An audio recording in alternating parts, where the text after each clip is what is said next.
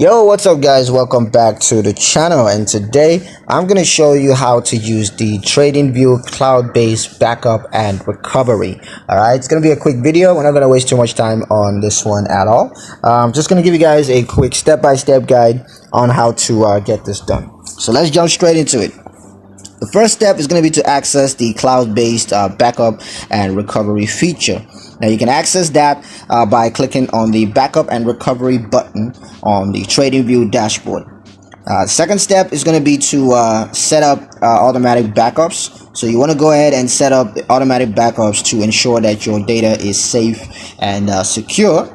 Step 3 is going to be to restore your data from a backup. So when you need to, you can go ahead and restore your data from a backup in case of a disaster or you have data loss. Step 4 is going to be to use the cloud-based backup to recover and to protect your data, because that makes it a lot more secure once it's on a cloud server. So yeah, that's pretty much it on how to use the Tradingview cloud-based backup and recovery.